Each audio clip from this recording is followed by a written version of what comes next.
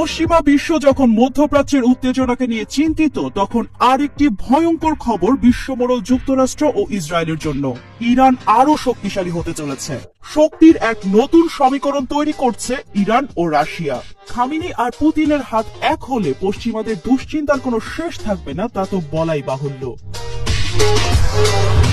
এবার ইরান রাশিয়ার তৈরি অত্যাধুনিক যুদ্ধ বিমান সুখয় 35 কিনেছে। কিন্তু কেন ইরান এমন একটি সিদ্ধান্ত নিল? এই সিদ্ধান্তের ফলে কি বড় কোনো পরিবর্তন আসবে? রাশিয়া ও ইরান উভয়েরই মধ্যপ্রাচ্যের শক্তি বৃদ্ধি করার লক্ষ্য। ইরান তাদের আঞ্চলিক প্রতিদ্বন্দ্বী ইসরায়েলকে চ্যালেঞ্জ করতে চায়, আর রাশিয়া তাদের সামরিক শক্তি বাড়াতে চায় বিশ্বের বিভিন্ন অঞ্চলে। ইরান যে কোনো সময় সম্ভাব্য যুদ্ধের জন্য প্রস্তুত থাকে। এখন তার সেনাবাহিনীর বহরে যুক্ত হয়েছে অত্যাধুনিক যুদ্ধ বিমান। এর মাধ্যমে রাশিয়ার সাথে তার সামরিক সম্পর্ক আরো গভীর হবে। এটা পশ্চিমাদের জন্য নতুন একটি আতঙ্কের জন্ম দিতে পারে। রয়টার্সের প্রতিবেদন অনুযায়ী ইরানের বিপ্লবী গার্ডস বাহিনীর এক শীর্ষ কমান্ডার এই যুদ্ধ বিমান কেনার বিষয়টি নিশ্চিত করেছেন।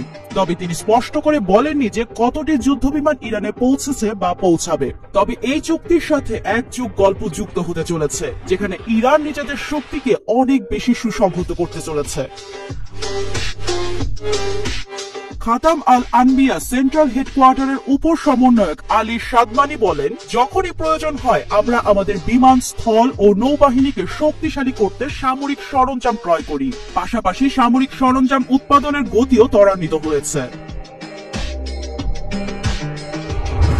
উত্তেজনা বাড়াচ্ছে ইরান ইসরায়েল দ্বন্দ্ব।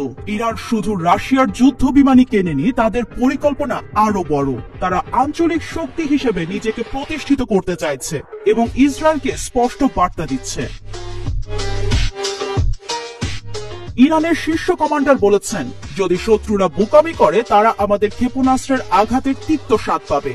এর মানে হলো ইসরায়েল যদি একদম ভুল কিছু করে তাহলে তাদের জন্য কোনো জায়গায় নিরাপদ থাকবে না।